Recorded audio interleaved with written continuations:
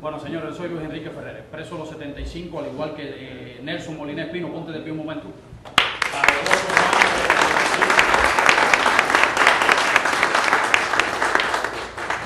Uno de los hombres valientes de los 75, ese hombre que está ahí, un hombre de poca palabra, un hombre humilde, bueno, como es el pueblo cubano en general, pero un hombre que se portó dignamente en la prisión, al igual que todos ustedes, los que fueron expresos, o los que son expresos políticos, de la primera jornada represiva que hubo por parte de la dictadura en aquel tiempo, la década de 60. Mi respeto hacia ti, mi hermano. Bueno, quiero hablarle algo primero de lo que escuchamos anteriormente y luego le voy a hablar un poco de la Unión Patriótica de Cuba para los que conocen y los que no conocen. Pero no quiero empezar a hacer mi exposición sin antes agradecerle a todos los que están presentes por el patriotismo de todos ustedes, tanto hombres como mujeres. Tanto los hombres que fueron presos como las mujeres que apoyaron a ese preso y que continuaron juntos en las buenas y en las malas y hoy en día están aquí aportando su grano de arena a la lucha por la libertad del pueblo cubano. Ustedes son un ejemplo para nosotros, para Nelson Moliné, para mí que somos de las nuevas generaciones y para muchos otros. Ustedes son un ejemplo que ustedes han mantenido vivo a pesar de tantos años de lucha, a pesar de todo lo que pasaron, a pesar de estar en un exilio que te exige muchas cosas porque hay que mantener una familia, hay que pagar una renta y hay que vivir. Ustedes no se han olvidado de Cuba, ustedes hacen posible este encuentro, hacen posible, como comentaba el hermano al lado mío, sentado al lado mío hace poco, ese aplauso que le dimos a Antúnez, eso es una inyección de vitaminas y minerales para que ellos se fortalezcan en la lucha. Eso es algo increíble para el que está dentro. Yo llevo apenas, igual que Nelson Moliné, 2 años fuera de Cuba. Y nosotros sabemos en carne propia esta nueva lucha que llevamos ahora, la importancia que tiene ese respaldo que le damos desde acá afuera. La importancia que tenía para nosotros y que tiene para los que continúan luchando allí, el respaldo que todos ustedes le han estado dando, continúan dando y seguirán dando. Como decía el hermano tesorero hace un rato, ya está que la vista no lo acompaña, pero seguirá haciendo todo lo que sea posible porque Cuba sea libre. Y así ustedes para mí son el ejemplo que me mantiene vivo, que muchas veces en los momentos difíciles, en los momentos de una huelga de hambre en la prisión, de una golpiza, como mismo lo pasó Nelson Moliné y otros hermanos que no están presentes hoy, el ánimo, Dios con nosotros, el ánimo de que sabíamos que estábamos haciendo lo correcto, pero también esa convicción de no estar solos, que eran muchos los cubanos que nos acompañaban en alma y en corazón. Así que muchas gracias por todo. Ahora quiero exponerle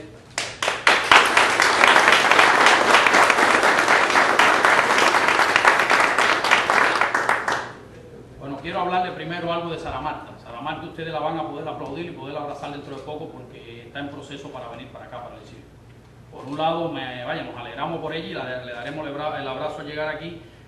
Por otro, nos entristecemos un poco porque cada vez que sale una persona que ha adquirido un liderazgo deja un vacío, que muchas veces aparece otro líder que lo sustituye y lo hace hasta mejor, pero otras veces no.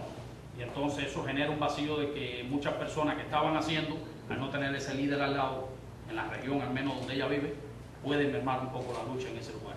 En el caso de Antúnez, y me gustan mucho las palabras que él siempre dice, ni me callo ni me voy, esa es la parte principal. Yo sé que todos ustedes, al igual que nosotros, salimos forzados de Cuba, pero por desgracia en los nuevos tiempos también hay muchas personas que llevan un tiempo de lucha y luego optan por el exilio cuando todavía pueden continuar un poco más allá. Sabemos la situación, bueno, le hablo en mi persona que acabo de salir de Cuba, Nelson también sabe sobre esto, que hay veces que el esfuerzo se puede seguir haciendo.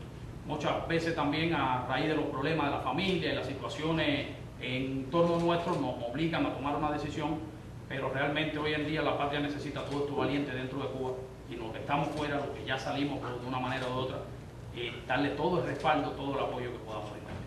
Es decir, con el caso de Antúnez, como las palabras estas, ni me callo ni me voy, me siento muy contento por él y por muchos otros valientes cubanos que aún sufriendo situaciones gravísimas hoy en día siguen allí luchando, como el caso de la familia que mencionaba la misma Sara Marta, que están condenados casi todos los miembros de la familia, menos el niño menor de edad. Esas personas están allí, siguen luchando y hay ejemplos así de patriotas que merecen nuestro respaldo. Ahora paso a hablarle de la Unión Patriótica de Cuba. La Unión Patriótica de Cuba se funda hace menos de 2 años. El 24 de agosto de este año se cumplirían 2 años de fundada. La funda José Daniel Ferrer, mi hermano, no porque sea mi hermano, me siento más honrado de ser hermano, de vivir y de luchar junto a él todo el tiempo que lo hice en Cuba y hoy en día de estar hablando aquí por él. muchos de ustedes van a tener tiempo de ir conociendo más sobre él. Lo mismo mirando por internet, que más adelante tal vez comunicándose también con él directamente. Junto a un grupo de valientes, como Jorge Cervantes García, que se encuentra en prisión en estos momentos por negarse a abandonar Cuba. Esos son los ejemplos de decía ni me callo ni me voy, eso es algo maravilloso. Fundan la Unión Patriótica de Cuba, un grupo de cubanos pequeños en el oriente, en el extremo oriente de Cuba, la parte más discriminada, se puede decir, con menos comunicación al exterior, donde no hay una embajada, donde no hay una prensa extranjera, donde no hay ningún contacto fuera, incluso el internet es un problema. Es decir, estamos hablando de una Cuba esclava, una Cuba sin internet, una Cuba sin libertades de ningún tipo, sin comunicaciones telefónicas, pero el oriente es doblemente peor. Los que son orientales y tienen comunicación con los familiares o algo así, o algún patriota en el oriente de Cuba, ¿me entienden? Y no solamente cuando digo el oriente me refiero a la antigua provincia oriente, lo que son hoy en día 5 provincias, sino al interior de Cuba, puede ser Pinar del Río incluso. Es decir, la capital es una cosa, tiene comunicación, y cualquier persona allí que resalte dentro de la oposición con 5 seguidores, se conoce aquí fuera. Muchas veces una persona en Pinar del Río, como Eduardo Díaz Fleita, también compañero de causa de nosotros los 75, guajiro, cubano, natural, humilde, valiente, increíble, que allí está luchando, no quiso salir de Cuba y está condenado, igual que el resto de los 75. Mi hermano también es de ese grupo. Esa gente no tienen cómo comunicarse con el exterior. Ahora mismo yo estaba tratando de comunicarme con mi hermano y algunos de los del oriente de Cuba y no pudo, no pudo ser la comunicación. Se la interrumpen mucho más fácil. Hay menos opciones, hay menos de todo. Es decir, muchas veces una persona de esta en el interior de Cuba con cientos de seguidores, aquí fuera se conoce poco, porque por desgracia no tienen cómo comunicarse. En la UNPAC han ido rompiendo todo esto poco a poco, sí, la Unión Patriótica de Cuba. Buscaron primero un buen patriota, que es bueno en cosas de internet, en cosas de las comunicaciones, y con eso han ido entrenando a los otros guajiros nuestros, que nunca habían cogido una computadora en la mano, para que vayan aprendiendo. Y por otra parte, gracias a la ayuda de nosotros desde aquí, pueden pagar los $6 que le cuesta el acceso a internet en un hotel del régimen en el oriente de Cuba. Los opositores de La Habana pueden acceder a internet gratuito en las embajadas. Ejemplo, la SINA, la embajada sueca y la embajada checa, creo que son las 3 que más le prestan este servicio.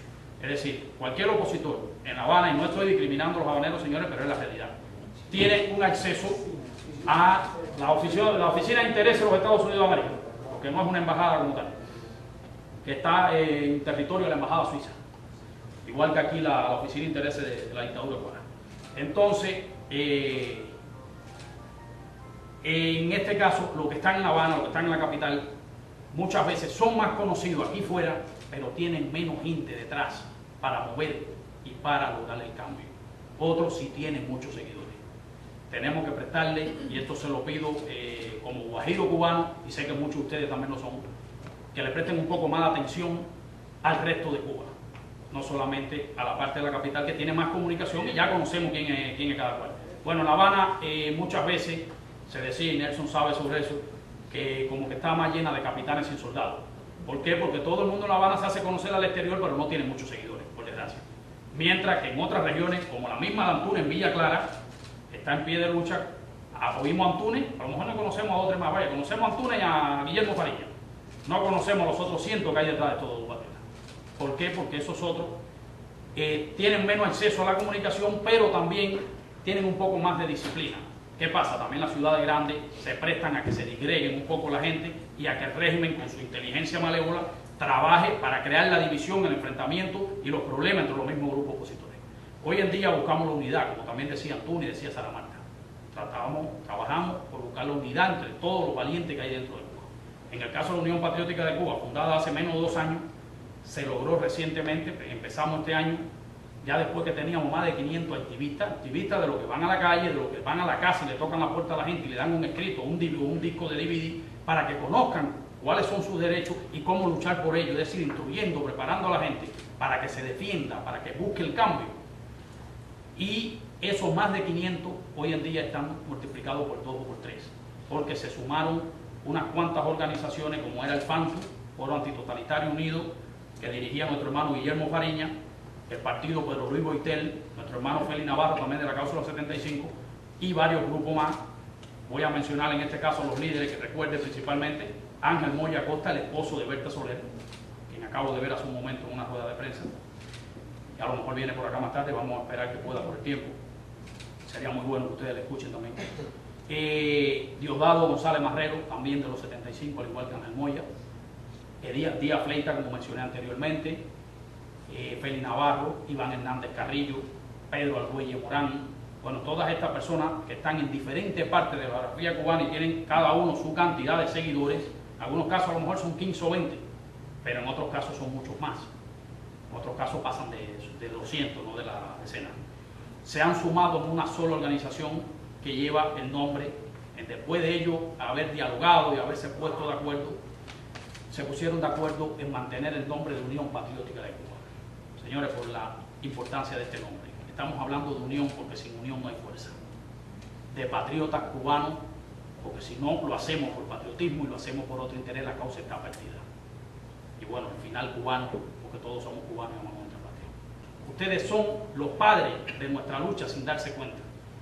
Ese espíritu de rebeldía en contra de la dictadura comunista de los hermanos Castro fue lo que trajo que nosotros, las nuevas generaciones, surgiéramos con ese mismo espíritu por el ejemplo que ustedes sembraron. Si ustedes no se hubiesen alzado en armas en contra de los esbirros, de los hermanos Castro, que muchas veces eran 10, 15 hombres valientes contra miles de estos esbirros asesinos, y asimismo le tenían miedo por la valentía, la dignidad de esos hombres. Bueno, de muchos de ustedes, a lo mejor alguno de los que me están oyendo participó en alguna de estas gestas, fueron las semillas que sembraron, que están hoy en día recogiendo este fruto. Lo que de una manera que no esperaban. Los tiempos evolucionan. Cuando yo tenga 70, 80 años, ahora tengo 36, estoy seguro que lo que hoy creo va a ir variando mucho.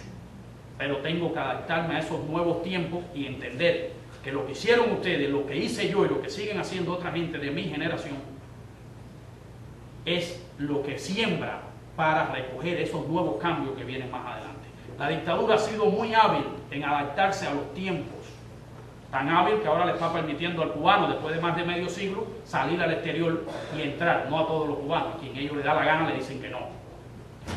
Lo hacen para poder sobrevivir y mantenerse en el poder. Si nosotros no somos capaces de adaptarnos también a los tiempos que van corriendo y tener una estrategia clara, bien definida, capaz de arrinconar a esa tiranía, nos quedamos nosotros detrás a manera obsoleta y ellos nos ganan la pelea.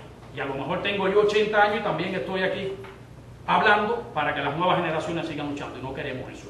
Queremos, y estoy seguro que muchos de ustedes lo van a ver, un cambio ya, un cambio urgente. Y para eso necesitamos respaldar a la gente que están dentro de Cuba luchando y hacer todo esto que estamos haciendo. Ustedes a mí, vaya, me erizan la piel cuando algunos de los hermanos aquí presentes se paran aquí a hablar. Y cuando mencionan lo del Facebook, está muy bueno. Nosotros también tenemos páginas en YouTube, en el mismo Facebook, y tenemos un montón de cosas, Twitter y cosas así. Eso es parte de esos nuevos tiempos que tenemos que adaptar. En aquella época de ustedes no existía el internet y había que fajarse a plomo contra un esbirro asesino. En estos momentos hay muchos terrenos donde podemos fajarnos contra esos esbirros. Y para eso teníamos que adaptarnos. Un hermano decía que no sabía cómo subir la foto. Sin pena, pregúntele al hijo, al nieto, a cualquier joven que sepa de esa nueva tecnología cómo hay que subirla. Pero hay que aprender, hay que adaptarse y hay que seguir luchando. Porque esa es la manera que tenemos de ganarle la pelea. Los Castro son tan hábiles que ya muchos de los viejos no están ahí. Ahora tienen a muchos jóvenes entrenados en una escuela que le llaman UCI, que lo entrenan muy bien en todas las nuevas tecnologías del mundo libre, incluso hasta para hackear las páginas que tenemos nosotros.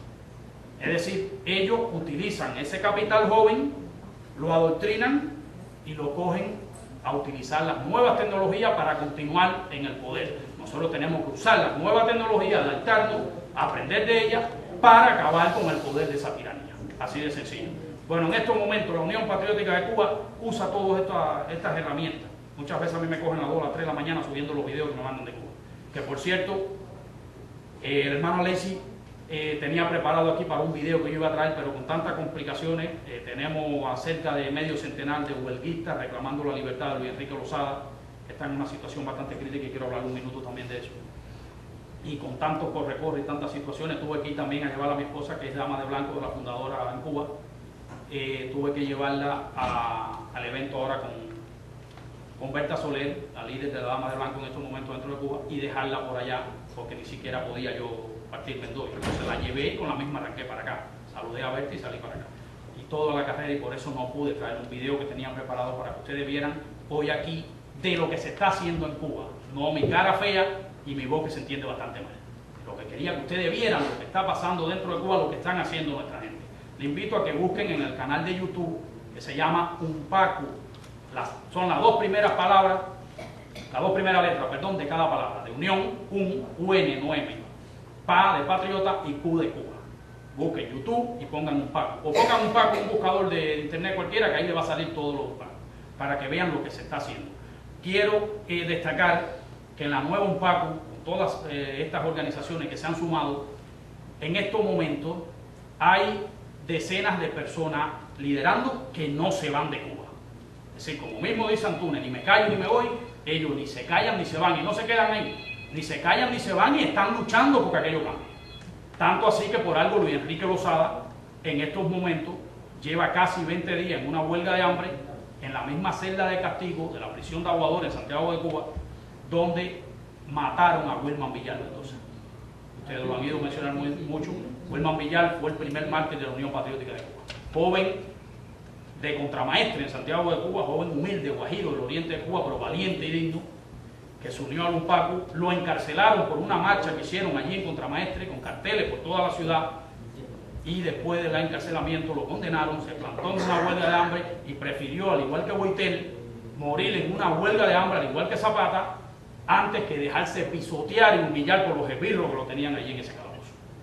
Y ahí lo mataron, un mes y tanto en huelga de hambre, y lo pasaron para el hospital de Santiago de Cuba cuando ya sabían que se iba a morir. Unos días después lo dejaron morir en el hospital, con una neumonía que le provocaron al tenerlo en calzoncillo. Muchos de ustedes deben recordar esta parte. Al tenerlo en calzoncillo, metido en una celda fría, en una prisión a la orilla del mar, en el invierno cubano que no es tan frío, por esa celda, con unos barrotes abiertos y el aire frío del mar, en una huelga de hambre, un cuerpo debilitado, cogió una neumonía y luego lo pasan para el hospital para que muriera allí en el hospital. Y para no tener que pagar la muerte tan cara. Es decir, no, murió en el hospital, lo estábamos atendiendo. Mentira. Le provocaron la muerte, lo maltrataron, lo torturaron y luego lo asesinaron.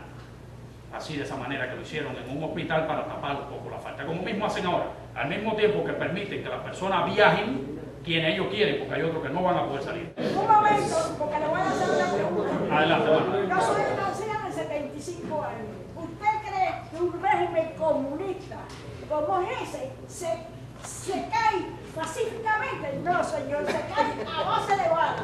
¿Usted me deja responderle ahora? Bueno, primero quiero agradecerle por preguntarme y por algo que estoy notando de que llegué. Yo quisiera llegar a los 70 años con esa energía y ese ánimo que usted tiene. Si llego ahí, vaya. Seguimos luchando. No sé. Señora que está allí, nosotros sufrimos en las galeras, nosotros sufrimos de todo, torturas y de todo. Y seguimos con las palabras, no se tumban.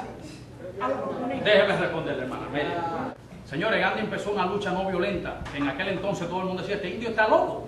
¿Cómo vas a oponerte a los fusiles ingleses? Un ejército bien entrenado, con una armada poderosa. Te le vas a oponer pacíficamente vestido con un trapo indio diciendo, no estoy de acuerdo con que tú lo no tengas aquí colonizado.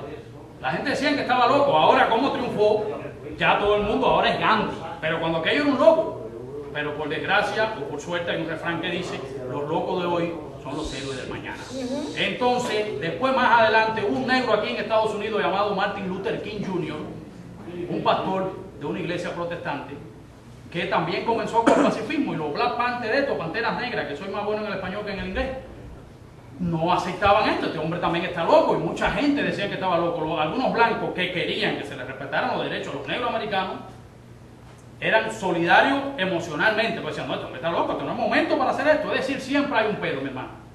Pero los grandes patriotas, la gente que hacen la historia, no se detienen ante el pero. Si lo que hay es esta herramienta, hay que usarla, y no solamente usarla, saberla usar, perfeccionarla y llevarla adelante. Pero en los tiempos modernos había un poder increíble, el poder del mal, el imperio del mal, llamado la Unión Soviética, con un montón de satélites en Europa, en Asia, en América Latina, incluyendo nuestra patria, por desgracia, vendida por los Castro, los soviéticos.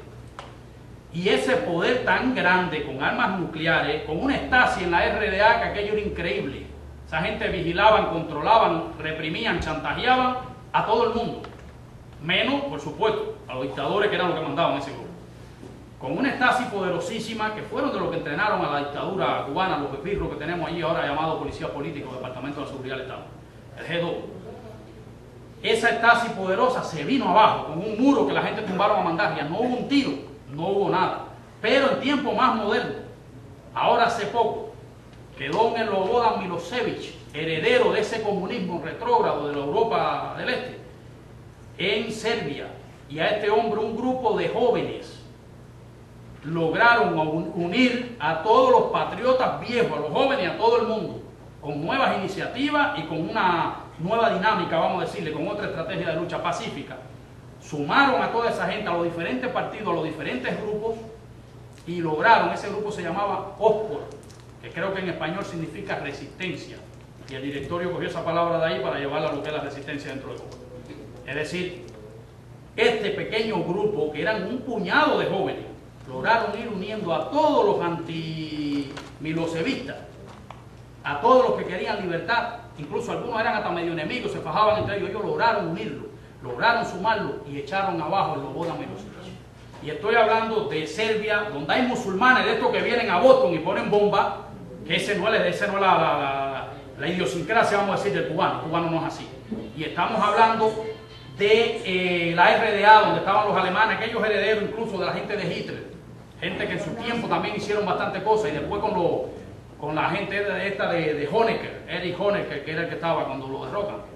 Toda esta gente que estaban ya de cierta forma educados en la maldad, pacíficamente se vinieron abajo. ¿Y usted sabe por qué? Porque ellos se fundamentan en algo que nunca podemos quitarnos nosotros de la mente. Eso es un castillo de arena fabricado en la mentira y apoyado en la mentira que le venden al mundo. Cuando usted ve a 1 millón de cubanos marchando en La Habana, como si sacan 1 millón, eso es una falsedad. Ese millón de cubanos no es castrista. Ese millón de cubanos lo cogieron en el centro de trabajo que es de Castro, y si no lo hace se muere de hambre porque le quitan el trabajo. Y lo cogen y le dicen, hay que marchar. Si no marchas estás en problema. Y ese cubano que tiene tanta ansia y libertad como usted y como yo, lo que no ha tenido la experiencia que hemos tenido nosotros, ni se ha enfrentado al régimen como lo hemos hecho nosotros, ni han sido reprimidos de la manera que nosotros, ese cubano va allí, pero cuando llega a su casa, llega hablando peste del gobierno que lo obligó a ir allí. Eso que nunca se le quita a la mente, esa idea de que dicen mucha gente, no, el pueblo cubano no merece la libertad. No, el pueblo cubano sí merece la libertad, nosotros merecemos la libertad. Y son muchos esos cubanos que usted ve marchando, que en un momento dado se van a sumar a una marcha de la oposición, cuando menos usted se lo piense.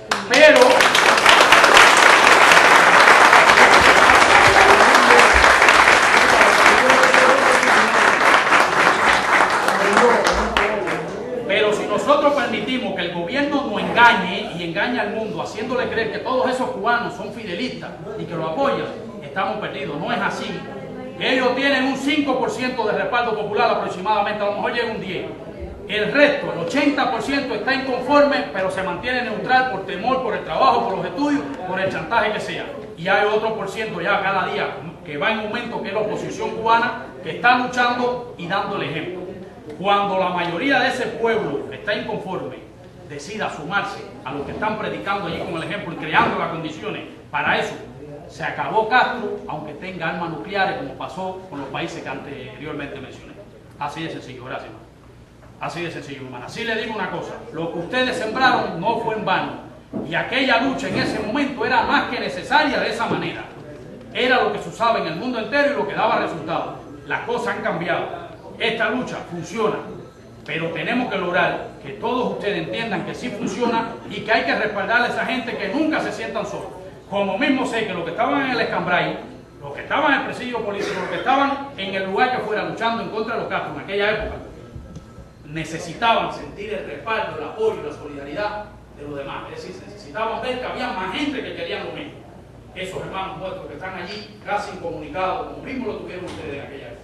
Porque cuando vas a una prisión ahora es la misma de aquella época. Incluso les voy a decir, con todo el respeto, en aquella época eran más brutales y sanguinarios, pero ahora están mejor entrenados para lo que quieren lograr, porque han tenido 50 años, más de 50 años de experiencia para ver cómo doblegan, cómo ablandan, cómo acaban con un ser humano, sea hombre o mujer. Es decir, la experiencia que vivieron con ustedes en aquella época de las bayonetas, que te pinchaban o te mataban a tiro en la misma prisión o te soltaban los perros, ahora muy estudiadamente te matan y lo hacen psicológicamente, lentamente, porque tuvieron la experiencia de cómo lograr acabarte, destruirte, dejarte vacío o sacarte con los pies por delante de una prisión, y que el mundo que escucha, que en aquella época ustedes ni siquiera escuchaban, porque no sabía de Cuba lo que ocurría. Ahora el mundo escucha, pero ellos han perfeccionado cómo hacerlo, que el mundo lo pase por alto. Y así mataron a Osvaldo Payá, mataron a Laura Pollán, y el mundo como si nada hubiese pasado. Así de sencillo. Dicen de Laura Pollán, no, una enfermedad y murió. No, mentira. La mataron en el hospital. Y así están haciendo. En aquella época no, en aquella época te metían un tiro, un bayonetazo, te fusilaron y ya. No, ahora te van matando lentamente, te destruyen lentamente, al igual que cuando aquello, y muchas veces eso queda impune, porque ni siquiera podemos decir, fusilaron a fulano. No, ahí quedó la muerte dudosa. Nosotros los cubanos sabemos que la mataron, o que los mataron, pero el mundo ni caso no hace. Dice que no, que fue que murió de un accidente, que murió de un problema de salud, y no es así. Si le digo algo, vale la pena, le voy a terminar con algo. En Libia, Muammar al-Gaddafi, después de más de 40 años en el poder, comenzaron manifestaciones pacíficas para derrocarlo. Él empezó la represión, a asesinar a la gente se armaron, parte del ejército se viró y lo derrocaron con tiros, pero empezó pacíficamente. No sabemos cómo termina la historia de Cuba en este momento, es decir, la dictadura castrista, de qué manera la saquemos del poder. Pero sí le digo, vale la pena lo que están haciendo nuestra gente y necesitan de esa energía que usted tiene para apoyar. Yo no le digo que no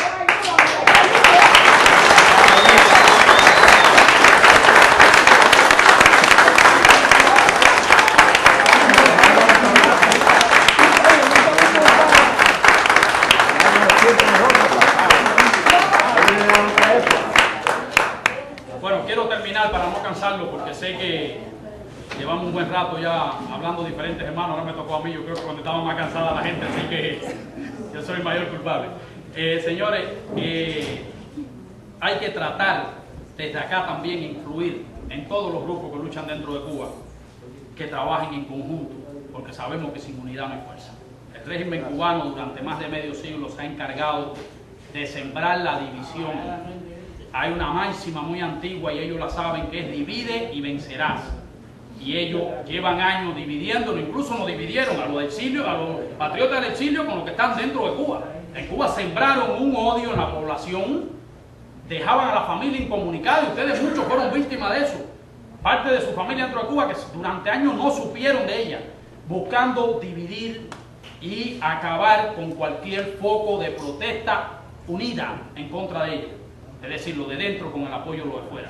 Dentro también se encargan de dividir, de infiltrar a la oposición.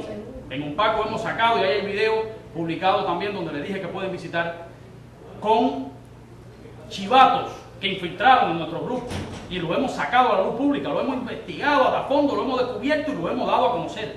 Creo que somos pioneros en eso. Los otros grupos no lo han hecho hasta el momento que yo sepa. Incluso lo que han hecho este trabajo de descartar a un chivato están corriendo el riesgo de unos cuantos años de cárcel. Eso se llama revelación de secretos concerniente a la seguridad del Estado, y condenan a un cubano por eso un montón de años. Pero asimismo nuestra gente que está luchando con los pantalones y la falda bien puesta ahí dentro de Cuba, hacen lo que tengan que hacer por seguir abriendo un camino. Y estos chivatos hacen un daño increíble, porque el trabajo de ellos precisamente es generar desconfianza, descontento y desunión dentro de la oposición. Y aquí en el exterior también sabemos que infiltran a gente. Bueno, no por gusto, hay 5 espías que estuvieron espiando aquí, uno de ellos, o varios, son culpables de la muerte de los hermanos Arrecate. Ellos infiltran a través de los años todo lo que pueden para generar desunión. Nosotros no podemos dar lugar jamás, ni dentro de fuera, que nadie nos genere desunión. Todos estamos por lo mismo, queremos una Cuba libre, tenemos que ser un solo pueblo, como mismo ustedes se han esforzado durante tantos años por mantener eso vivo. Tenemos que ser un solo pueblo y apoyar al que está luchando realmente dentro de Cuba, sea quien sea. El que lo que está inflando un globo, que está en la bobería, lo que no debe ser, ya eso es otra cosa, pero el que está luchando hay que apoyar. Y la Unión Patriótica de Cuba, que tiene en estos momentos el grupo más fuerte dentro de toda la isla, desde Oriente hasta Occidente, por lo que le mencionaba anteriormente, de todos los grupos que se han unido en una sola organización. está dispuesta, abierta a trabajar con todos los cubanos que quieren la libertad de Cuba para lograrlo ya, que es lo que necesitamos. No para pasarnos 20 años sin lograr ni un espacio de libertad dentro de nuestra patria. Queremos a los Castro fuera, queremos una Cuba libre donde el cubano decida quién quiere que gobierne por un periodo definido, no por 50 años, donde el cubano pueda sentirse orgulloso de ser cubano. Y para eso tenemos que aunar todos nuestros esfuerzos ahora, en estos momentos que estamos viviendo. Yo